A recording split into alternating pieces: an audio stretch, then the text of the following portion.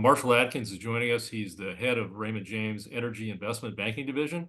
I've tracked his work for many years, and I've been consistently impressed.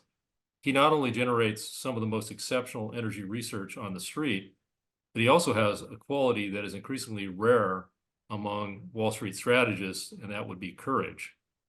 And you're going to hear that today, I think, in spades. So based on the latest pummeling the oil has taken, this is a particularly timely moment to hear from Marshall. With seemingly the whole world hating on oil, and with the media engaged, what appears to me anyway to be a coordinated campaign of misinformation on the state of the crude market, it should be a profitable time to listen to his contrary take on the state of the oil market. In fact, I just heard on CNBC yesterday, Marshall, I don't know if you heard this, Brian Sullivan saying it's a world Yeah. awash in oil. Right. So you'll quickly see that this isn't just a case of opinion sharing from Marshall. He brings a massive body of hard evidence to support his views. So with that, please take it away, Marshall. Yeah. Thank you very much, David. As an analyst now for 30 years, there is certainly a fine line between courage and stupidity in your client's mind. So I do like to try to figure out the areas where I think the market is missing things, whether it's oil or natural gas or whatever in the energy complex. And I think certainly you hit the nail on the head, David. The current environment right now, which the term awash in oil is certainly one I hear all the time. I was with a client 2 nights ago, and he's like, "Well, we're massively oversupplied," and I'm like, "Well, actually, inventories have been falling pretty precipitously and way higher than anyone's model for the last 4 months. And if inventories are falling, by definition, you're in an undersupplied oil market and not a market that's awash in oil." So what I'm going to do is I'm going to rip through a whole bunch of slides here, David. I apologize. I can't move to the screen in front of the camera. So the camera, I'm going to be looking over at this other screen to rip through the slides. But hopefully this will generate some thought, maybe a lot of contrarian thought, things that people haven't heard or seen given the current narrative in the market. So let's go ahead and jump right in. Obviously, the sentiment is what we're talking about when everyone's thinking the world's awash in oil. I've never seen sentiment in the oil market as bad as we currently have it. And what do I mean by sentiment? Well, here's the best graph on that. If you go back in history and look at the net positioning in the oil futures market, and this is both WTI and Brent.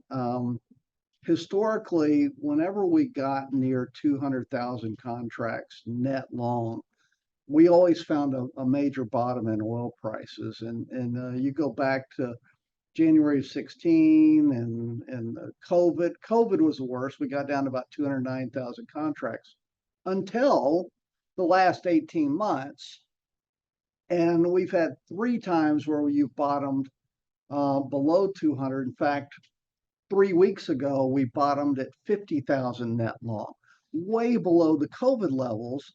And certainly supply and demand are nowhere near as out of whack as they were in March of 2020 when the oil prices actually went negative. So what the hell's going on here? Why is sentiment so bad as indicated by the futures market? Well, the fundamental reasons that the pundits on TV or you see in the news media is always a fundamental reason. They talk about weakening Chinese demand, which is certainly happening. EV encroachment's one I hear.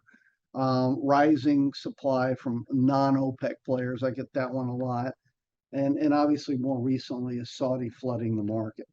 And so, when I look at that, I'm like, wait a minute, the fundamentals don't jerk around prices, in these violent swings that we're seeing in the market. It's not fundamental driven. What it is these commodity trading accounts have come to dominate the trading of paper oil.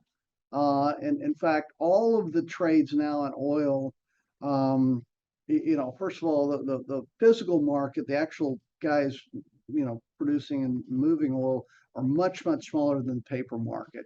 One 1/100th of the size of the paper market. Secondly, the paper market is dominated by these commodity trading accounts. Over 80% of all the trading is done by these algorithm funds, as we call them, the quant guys, however you want to call them, but they have their formulaic method for trading oil, and it's basically machines automatically triggering buy and sell signals, which massively enhances the volatility. But that volatility is keyed off of momentum and the charts and the technical indicators, not the fundamental indicators. So what I want to look at is the fundamentals today. Obviously, we can use this futures positioning to find the key inflection points.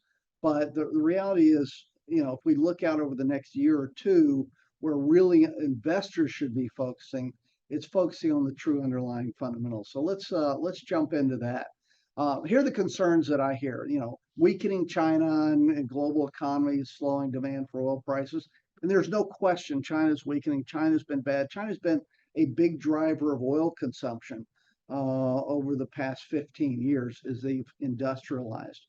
And as the world seeks to move that manufacturing out of China into what we call what Louis Goff calls the new global South, Thailand and India and Vietnam, et cetera, Malaysia.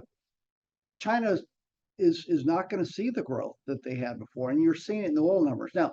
They're stimulating that oil, the declining consumption of oil we've seen in China over the short term, I think is going to be somewhat temporary. I don't expect it to grow by leaps and bounds like it has in the last decade or so, but it's certainly going to turn around as this stimulus takes hold.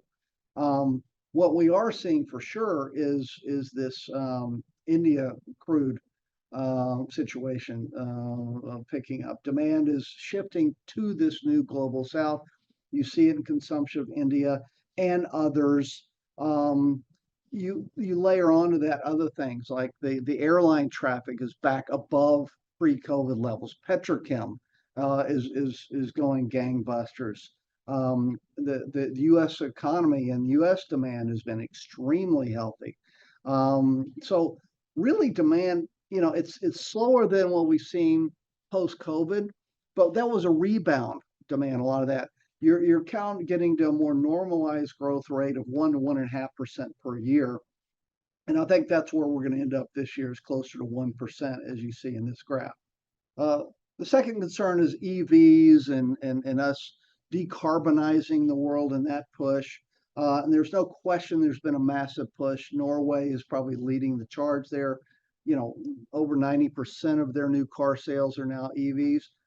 But what's remarkable in that, and this doesn't really register with most people's common sense, the shaded part of this graph shows actually that your demand for oil is down, but only down modestly, because you're still using oil in your hydrocarbon cars. Any long trip people are making in Norway, they're using their gasoline-fired vehicle.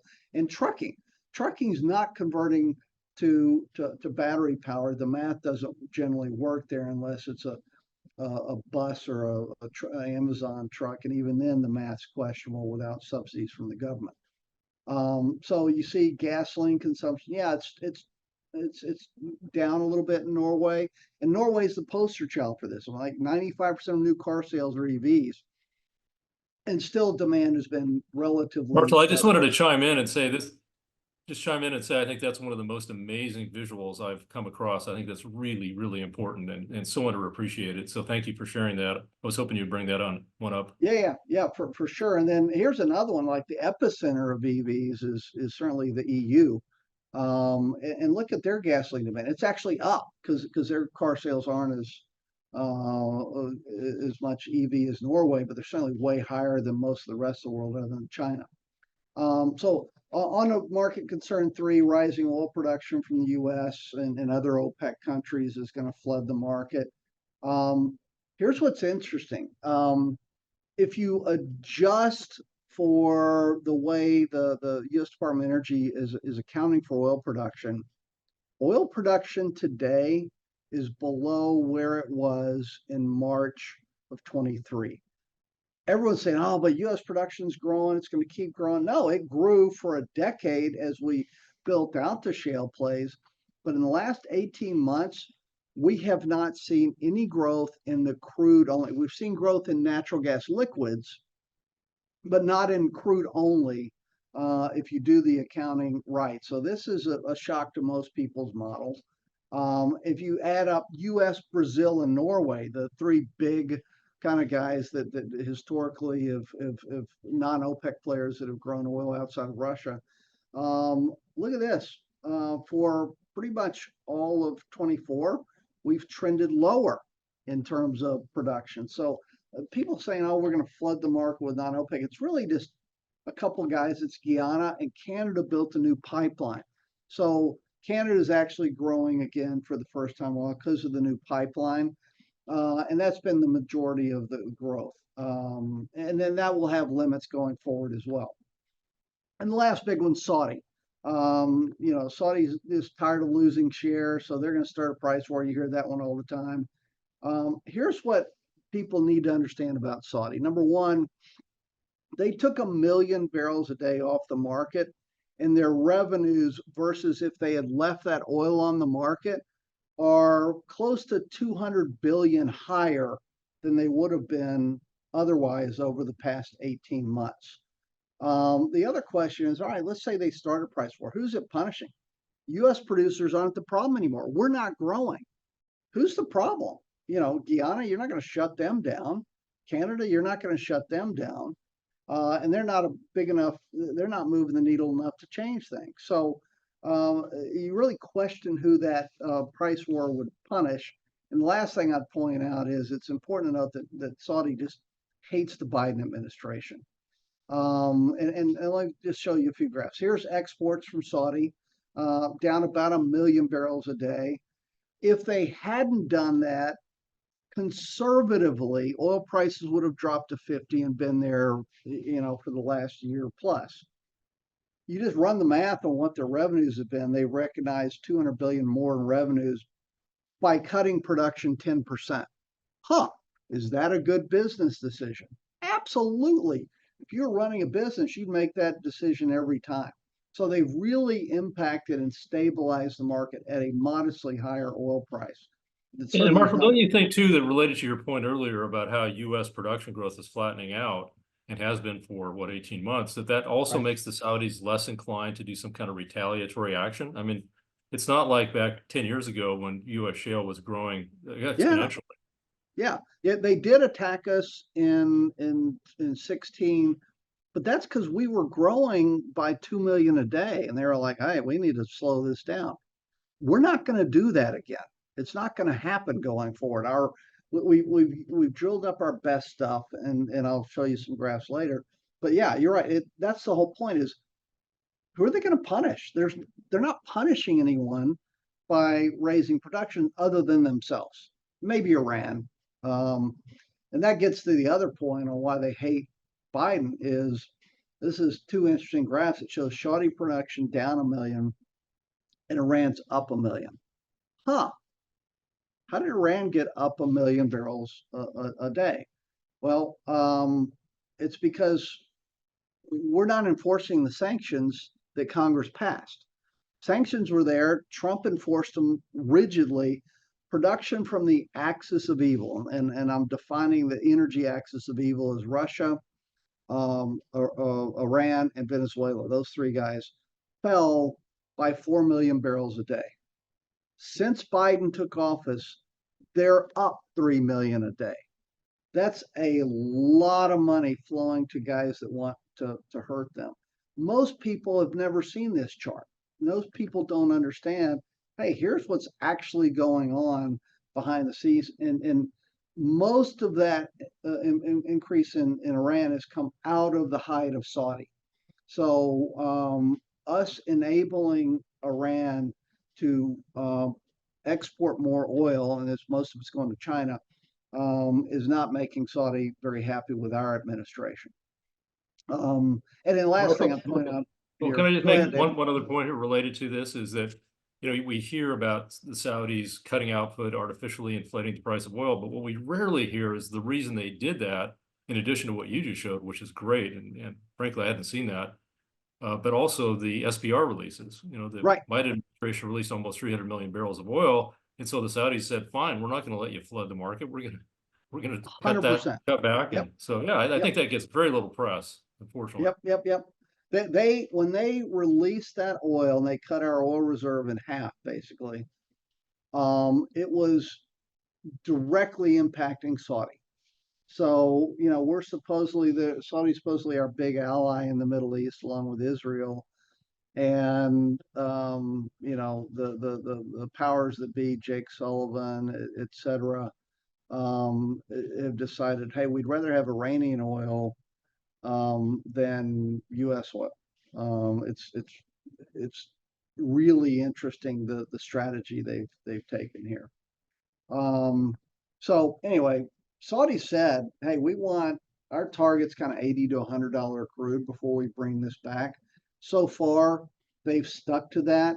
And in fact, if you look at production, everyone says, oh, well, OPEC is fighting. There's a lot of wars. I mean, you see this all the time in the press. Like, really? Actually, here's the data. Exports from OPEC plus countries is down about 2 million barrels a day since May of this year. And oh, guess what? Markets flooded with crude since May, early May of this year. Inventories are down, so let's call that 4 months, are down about 170 million barrels. So somewhere between 1 and 1.5 million barrels a day of inventory declines. That, by definition, David, is an undersupplied crude market. So these guys saying we're awash in crude, I'm like, yeah, okay, but that's not what the inventories are actually saying. Um, and we can actually measure the inventories today where we couldn't, 10 years ago. We're doing it by the satellite data. So around the world, we can see inventories we couldn't see 10 years ago. So we get a pretty good gauge on what these inventories are actually doing on per crude right now. And again, back to where I started in terms of the sentiment. I've taken, this is the price of oil, not the amount of net contracts, but I've taken the price of oil and circled those low points in the net positioning. And notice every time you saw those net positioning numbers bottom, it was also historically going back 10 years, kind of a bottom in the price of oil. So when we got down to 50,000 net contracts and oil prices were, 65 or 6, I'm like, well, we're probably done. And so far we're holding above that. So other things the market is missing. When you look at the futures curve, which is what we call backwardated, it's lower out in the future. That's the market telling you we think oil prices are going to go down over time. And so what's happening there? Well, the market's worried about Saudi. We've already talked about that, so I'm not going to readdress that. But they also think there's this big OPEC excess capacity. A lot of people, when they say the world's awash in oil, come back to, oh, but there's all this excess capacity out there, 5, 6, 7 million barrels a day, and they think the U.S. can grow like we have the last decade. And so I'm gonna walk through why I think both of those things are actually incorrect. Um, so we talked about Saudi. Let's go to point 2 here. Consensus and the IEA, which is the big organization that tracks this, says we have close to 6 million barrels a day of excess capacity. Almost everyone quotes numbers above 5 million of excess capacity, which is more than enough oil out there. If there's a problem, if Iran goes offline, it's like, oh, if we have 5 million of excess capacity, no big deal. I think that true excess capacity is closer, somewhere between 1 million and 1.5 million. In that case, if Iran did go offline, that's a big problem. The last thing I'd say is the consensus expects U.S. production in 24 and 25 to grow 500,000 barrels a day, roughly, of crude. Right now, as I showed you in that first graph, we're not growing at all. And at the current level of activity and drilling, it didn't, not only is it not going to grow in 25, but it'll probably decline in 25. So let me And walk you through. Marshall, isn't even the mighty Permian looking like it's hitting the wall and may start declining slightly? And that's been the one keeping U.S. shale production up, correct? Exactly. There's a little more runway in the Permian if prices bounce up, but it's these other areas that are starting to fade. So let me just show you a few graphs. First on excess capacity. I'll come back to the U.S. in a sec. Most analysts quote over 5 million a day. Here's Rystad's estimates. They're actually closer to 8 or 9 million a day. Here's what I would tell you. When OPEC thought Russia was going to go offline, everyone in OPEC ramped up to what I think is their max near-term capacity. Saudi went from 9 million a day of reported production to 11 million.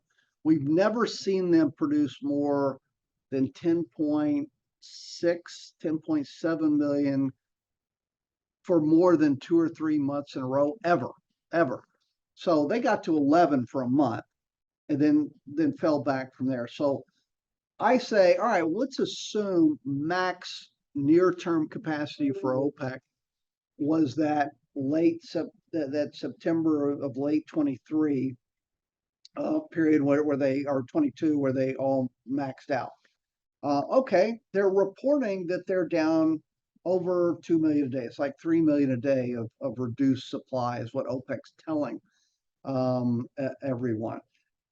So if that was the max, then indeed we don't have 5.8 of excess that we can bring online on short notice and keep online. We have 3 million. So basically about half of what everyone is quoting as OPEC excess capacity. But let's go one step further. That's reported OPEC production. For the first time, that I can remember, I'm actually seeing discrepancies between reported production from Saudi and others and actual exports. If we look at that late September peak, actual exports are only down about 1.5 million a day, not 3 million a day. So I think what's happening here is you're seeing OPEC trying to affect the oil markets by telling us they've cut more than they've really cut. Saudi, for example, is telling us they've cut 2 million. Their exports are only down about 1 million. So have they cut 2 million? No, they've only cut 1 million barrels a day. So if you look at it by country, what you see is, in fact, Saudi is holding almost all the excess capacity. You could argue Kuwait has 400,000 of excess capacity, but it's more like 1.5 million of excess, not the 3 million that they're telling us that they have since that September 22 peak. But I go one step further. Notice that Kuwait number. They've cut 400 of crude exports for sure. That's happening, but their refined products are up 400,000. So wait a minute. If all you've done is switch that oil flow to more refinery output, you haven't really cut anything. And so when I take that out of the equation and net all these guys out, I'm only coming up with 1.2 million a day. Now, you can viably argue UAE's capacity is going up over the last couple of years and things like that. So maybe it's 1.5 million a day, but it's somewhere between 1 million and 1.5 million. It's not 5, 6, 7 million of excess capacity. And 1 million, 1.5 million, we're on a razor's edge if anything goes wrong in Iran or elsewhere. And I think the Biden administration knows that. And if Israel right now, it's particularly acute issue because of the geopolitical tension, not everywhere, Russia, China, et cetera, but obviously the Middle East with Israel right now. If Israel were to retaliate and take out Iranian oil facilities, then Saudi would have to ramp back up to their max. And even then, we'd probably be short crude. So we're in a really tight uh, supply demand if in fact you lose any production, like we did Libya in last month. In September, Libya went down meaningfully because of a civil war issue. If that had stayed offline, then we're going to be massively undersupplied crude. So obviously, the geopolitical risk is a much dangerous time in the world today. And if you don't have excess capacity, oh, and you brought this up, David, the SPR, which was, back in 17, like 700 million barrels almost, fell to like 340 million. So roughly cut in half as Biden released oil into the market. So you don't have that buffer here or in Saudi like everyone thinks. So So Marshall, do you think at the $70 a barrel, there's virtually no geopolitical risk premium into the price, or very, yes, very little? yes, I think there's Bizarre, very bizarre yeah, with all these threats that you're very accurately pointing out. yeah. We are on the prefaces the cliff, if you will, of something bad. And Netanyahu has been pretty clear um, in all his actions. Right? It's like, okay, I know you don't want us to do this in Gaza, but you know what? We're tired of them lobbing missiles at us. And he's now doing the same thing for Lebanon and Hezbollah. So he took care of Hamas, trying to take care of Hezbollah to neuter them so they stop lobbing missiles into Israel like they've done for much of the last 30 years. Where are those missiles coming from? Iran. If their goal is to stop the flow of missiles that is a nonstop, you know, thing they live with in Israel, then you have to stop Iran. Well, how are you going to do that? We're going to find out, but I suspect there's more on the table than they're letting uh, us feel like there is. Don't you think they So might be kind of laying low for the time being until they get past the election? I think they're laying low for several reasons. Number one, they need to focus on Hezbollah first and stop that missile flow into the country and degrade that capability that's right on their border. Once they degrade that capability, as they have done with Hamas, then they will have more bandwidth to presumably to go after Iran. Obviously, if the current administration stays in power after the election, then that's going to be harder for Israel. Whereas if Trump gets elected, as we saw previously, he has been very hardcore on Iran, and I think it will become a much bigger issue and more likely consequential attack on Iran if Trump gets elected. So, we'll see. So flipping back to the U.S., one of the interesting things that we see is the reported production. Now, again, the light blue line is not adjusted for the accounting change with the EIA, and you see it continue to ramp higher. Which, in fact, oil production is not. At the same time, the frac fleet and rig count, everything started trending down. Why the disconnect? Well, part of it's efficiencies, part of it's a lag factor hooking this stuff up, but a big part is the change in accounting of how we account for production. So let me walk through those. Completion efficiency is up huge, right? It's up 15%, which you never see. We saw it in 2020, but that's as you're just drilling your very best stuff. The rig count collapsed, so you're just drilling your best stuff and you're super efficient. Well, yeah, the rig count was down, but in 23, but we didn't get that much out of the lower rig count. We're just really, really good at drilling and completing wells now at an attractive cost. But here's to your point that you made earlier, Dave. The production per well, we call it IPA, what they produce the first 180 days of their life is down about 4% since 21. That's despite drilling longer horizontal wells, so you're exposing more of the reservoir, which means your production per foot which is what we call the quality of your well, really is your production per foot, is down about 10% since 2021. This is the canary in the coal mine. This is why U.S. production is not going to grow, because we're drilling crappier and crappier rock going forward. We've drilled our best stuff.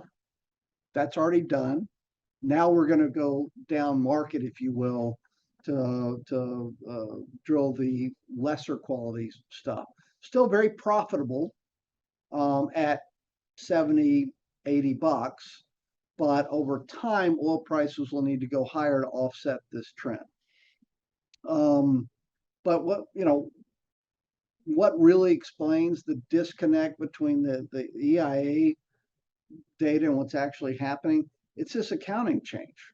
They weren't accounting for NGLs properly, so they just added back this one-time correction factor starting in April of 23. And here's really the better way of visualizing the overstated amount. It basically overstated the growth rate in 23 by about 500,000 barrels a day.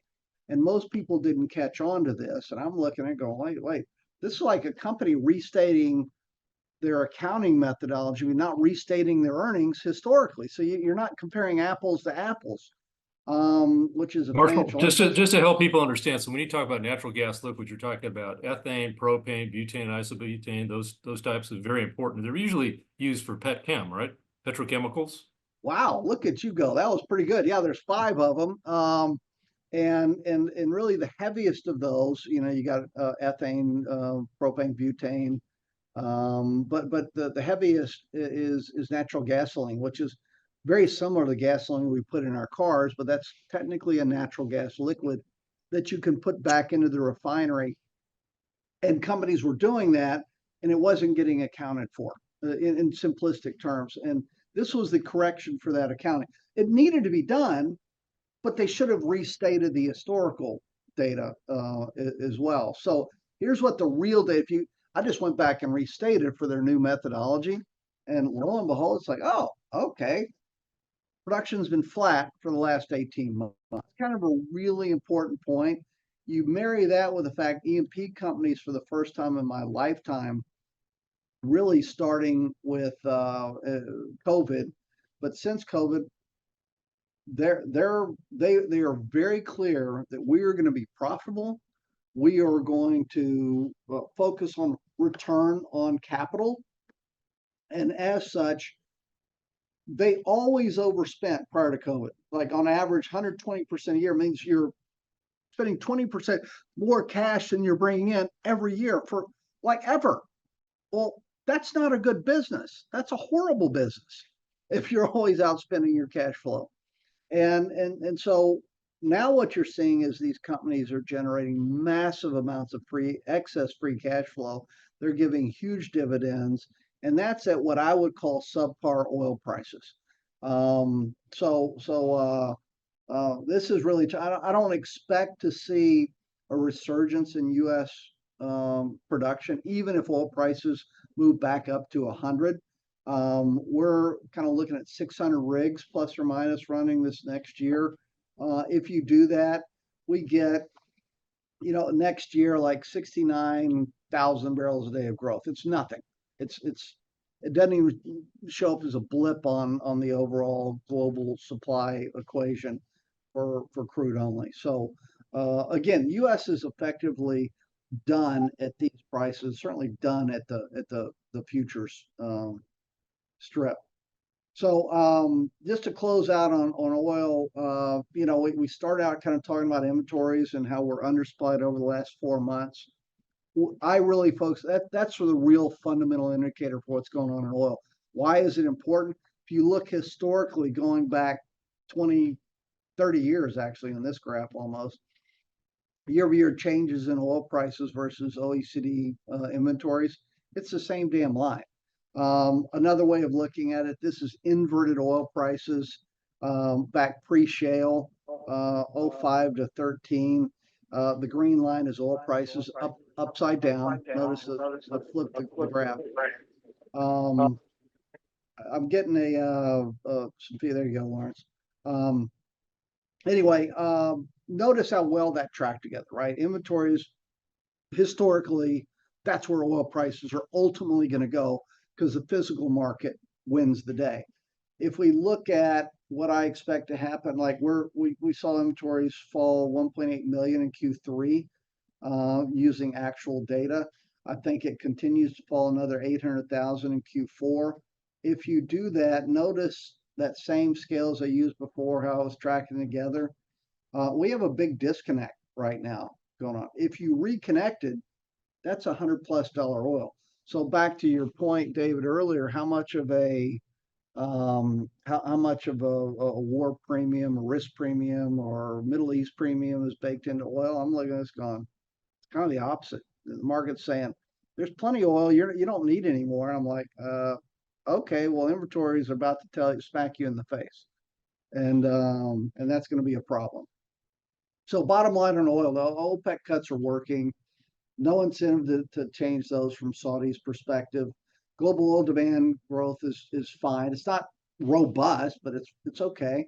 Falling inventories paint a really bullish picture, and when I look at oil at 65 out 2, 3, 4, 5 years, I'm like, the math doesn't work there. We're not going to have enough oil globally at 65 to feed the animal. So I like the over on that longer term oil price. Let's spend just a minute on natural gas if we could. It's short term, very weather dependent, and that's why inventories have been horrible. This same kind of concept as I just showed you for oil. Inventories are when inventories are very high, and I've turned inventories upside down. Oil price or natural gas prices are low, which is what this graph shows. We have hugely high natural gas inventories, relatively speaking, and prices were at $2. Market saying, yeah, I don't need this much gas. So they send the price signal.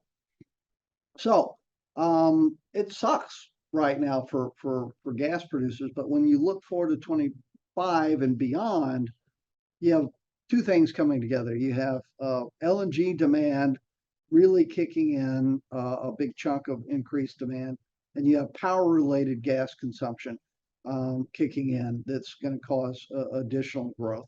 At the same time, the gas rig count, gas drilling activity is down about 40%. It's down massively at $2, $2.50. So everything points to gas going actually higher. You're seeing that in the strip prices. The strip is telling you, hey, we're going to need more gas as these demand factors kick in, and the supply factors kick in. Here's the supply side. With gas activity falling, I showed you the graphs on oil production per foot. Here's 6-month volumes from the Haynesville. That's the biggest gas short-term gas reservoir near the markets. Volumes per well are down about 8%. 22 to 23. So we're seeing the same trends there as we're seeing in crude is the point there. LNG, we got a massive build out of LNG facilities coming. It's going to go from 15 to 30 BCF a day. So it's going to double by 27 or 28.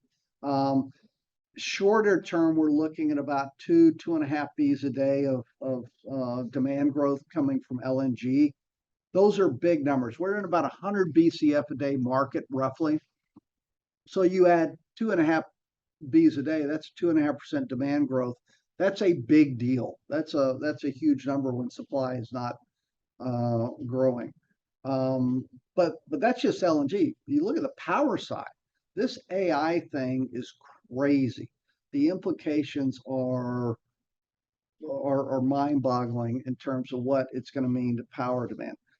The government is forcing everyone to go to solar and wind, and all the incentives are based there, but that's very unreliable. If you're building a data center to run AI, you need power all the time. It can't go out because of a hurricane or whatever. You need it all the time. That's why all these guys are buying up the nuclear plants, right? That's steady state power. You know it's going to be there. Oh, and that's power they're buying for their data centers that's no longer going to go to the customer. So the customer is going to start to feel the impact. You and I are going to feel the impact of them buying all this stuff. So the ultimate solution to offset the unreliability of solar and wind is going to be natural gas. We have a lot of it. It's relatively cheap. You can create cheap power for cheaper than you can on an adjusted basis than both wind and solar. But those have massive subsidies that are forcing them to be built. So let's talk about it. For a decade, you've seen power demand flat. Really, 2 decades. Power demand has been relatively flat. Hadn't gone anywhere in the U.S. Efficiencies, other things have kicked in. For the next decade, everyone I talk to is saying, yeah, we're probably going to grow 2.5% to 3% per year, and that may be light. That's a massive structural change to our grid, massive structural change. So, what's driving that? AI chips.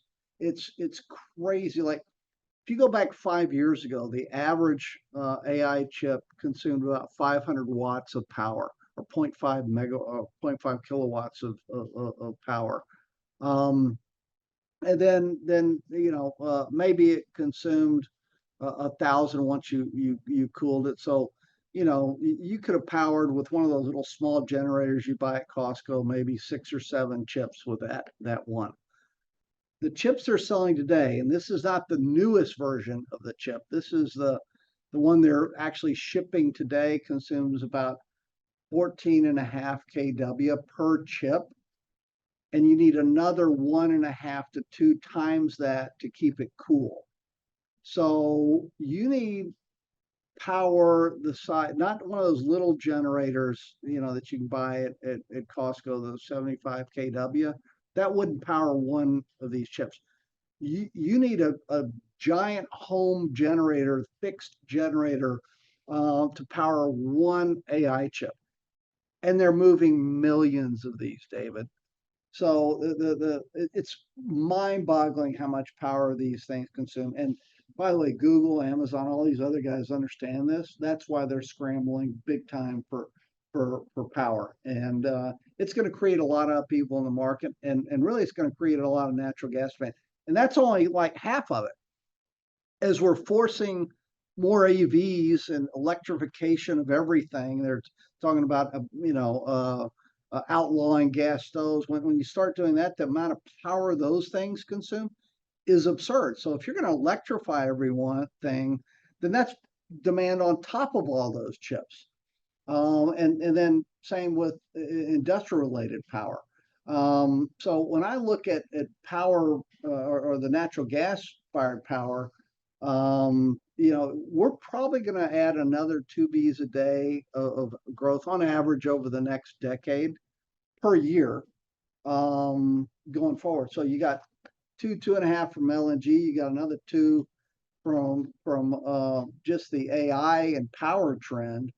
Those are huge numbers. You're talking about demand up, somewhere around 4 to 5 Bs a day. Supply can grow, but not near term with the current rig count. Maybe it grows 3 Bs a day. So you're going to be short of natural gas in 25, back half of 25, and really into 26. And here's what that same inventory graph looks like if you plot it going forward based on the demand and supply numbers we're looking at. Again, doesn't affect the next 6 months or 9 months. So gas, I think, is going to be pretty wobbly at best. It's weather dependent.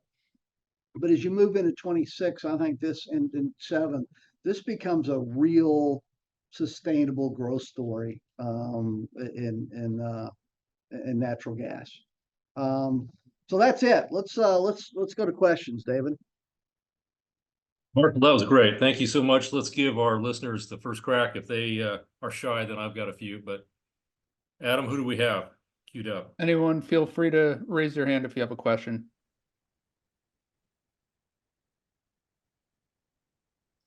While we're waiting here, I'll just say real quickly, Marshall, it sounds like that as bullish as you are on oil, you're even more bullish on natural gas, at least long term, looking out 2, 3, 4, 5 years. Is that a fair statement?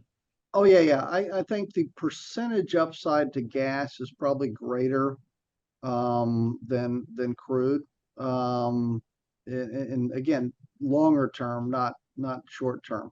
Sure. What on crude, when we look at the upside there, we found, I mean, here's what people don't get. They talk about, well, oil prices will get too high. Well, in real dollar terms, from 2011 to 14, the price of oil was the equivalent in today's dollars of about $165 a barrel. And we're like at 70. We're less than half of that today. So, could you go to 100 or 120? Easily. Is it going to kill the consumer? No. I mean, it is a percent of the wallet. It's a de minimis number relative to historical levels. So Yeah, I think it's I a great point. Inflation adjusted oil is just silly cheap right now. yeah. Adam, do we have anybody stepping forward yet? Not yet. So if you have anything, go ahead.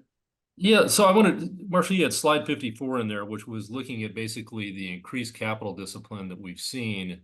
And I think that's so true. And yet, one of my colleagues, a very famous newsletter writer who's gotten a lot of press here recently with he's actually quite bullish natural gas and very bearish oil.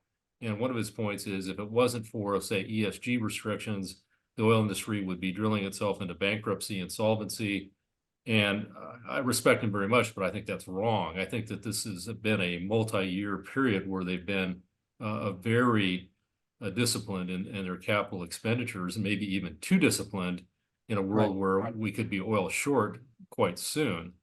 So it sounds like you don't agree with that thesis that the oil industry is still a bunch of cowboys that, given $1, they're going to go out and spend it, or they'll spend $1.50. Yeah, so I've been doing this for over 30 years now, David, and for the first 25 years of my career, he would have been right in that assumption because they spent 20% more than they ever brought in, and they were drilling themselves into oblivion. But in the last 5 years, you've seen a structural shift, not just in the mentality, but in the compensation packages of management of every E&P company.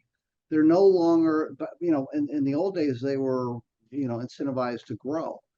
Now it's all about, all right, what's your profitability? What's your return on capital? What's your free cash flow yield going to be? And so yeah, that's now codified in terms of being responsible. Now you still have the private guys are going to do their thing, but for the public guys, no question. I think even if oil went to 100, I don't think you'd really see the needle move on their activity plans. I agree with you. Adam, do we have anybody yet? Yeah, we got Robert Mullen. Go ahead, Robert. Hi, Robert. Hey, David, how are you? Marshall, how's it going? Roberto, how are you? I'm doing great. How about you? Oh, awesome. Yeah. You see the Longhorn thing behind me. We're 6-0, Robert. So today's good. Maybe not Saturday night, but we'll see. I would expect nothing less from y'all. So enjoy the games. As long as you're not playing my buffs, I'm rooting for you. There you go. So I have an observation that I'd love your thoughts on. So the last couple of times that Schlumberger has earned more than $4 a share were in periods of time where, look, the oil price was north of 125 nominal, was 160, 170 inflation adjusted. The both two times that happened, 07, 08, and kind of 12, 13, 14, stock was north of $100.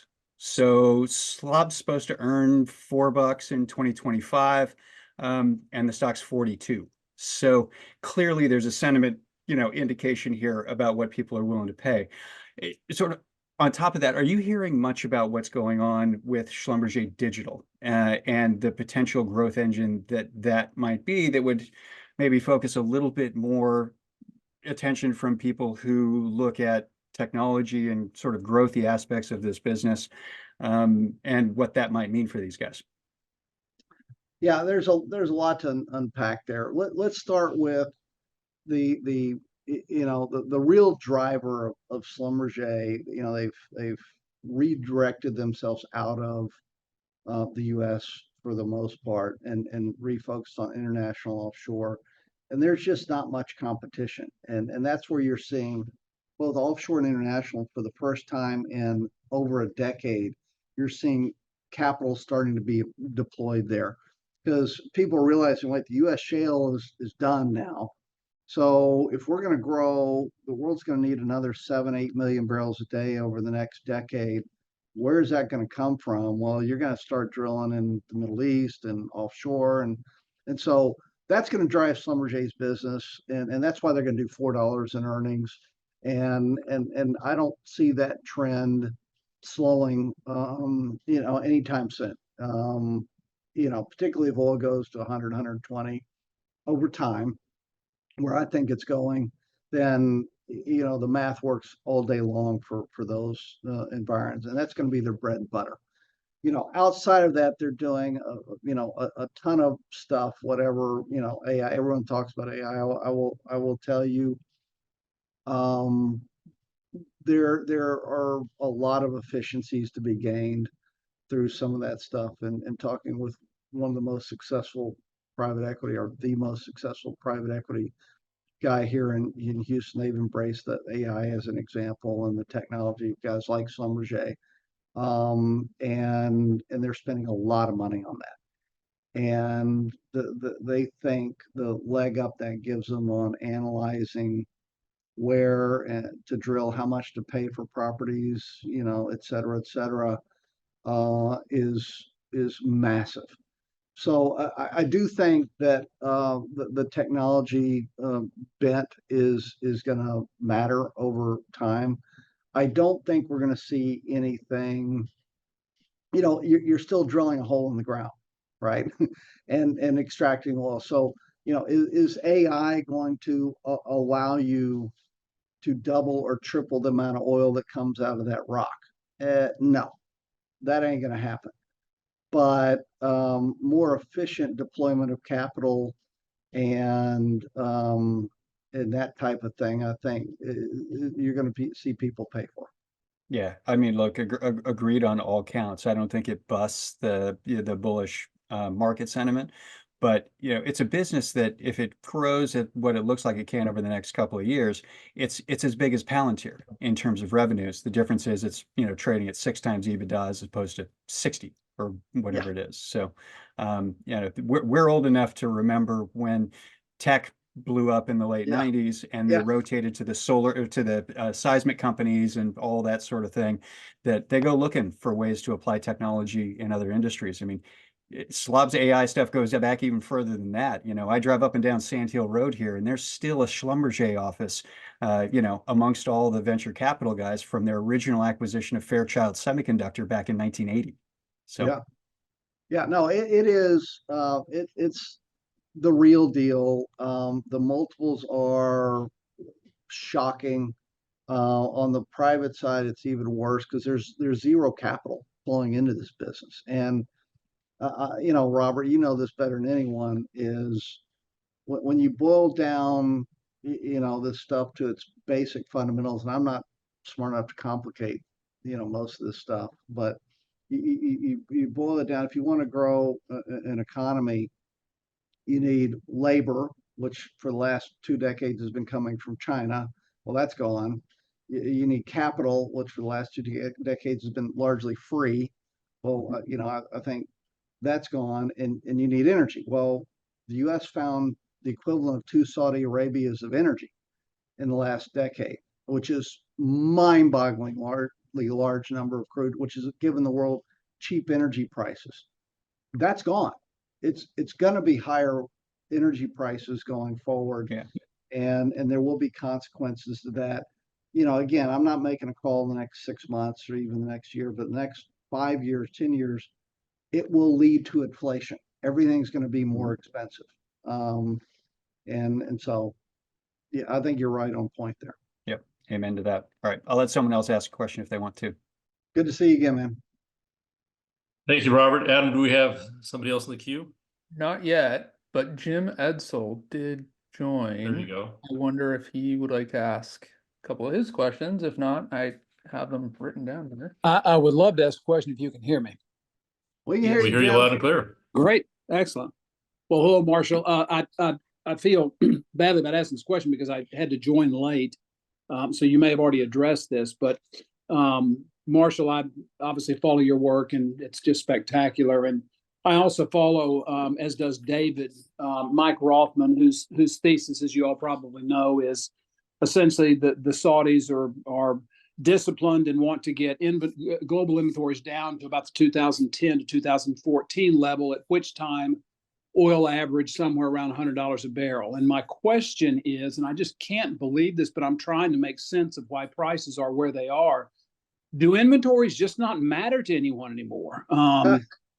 Which I know is ridiculous to ask, but are we just in a kind of just-in-time world where as long as there's oil out there and we're not in a deficit, I mean, you can't find oil just in time, does it just not matter?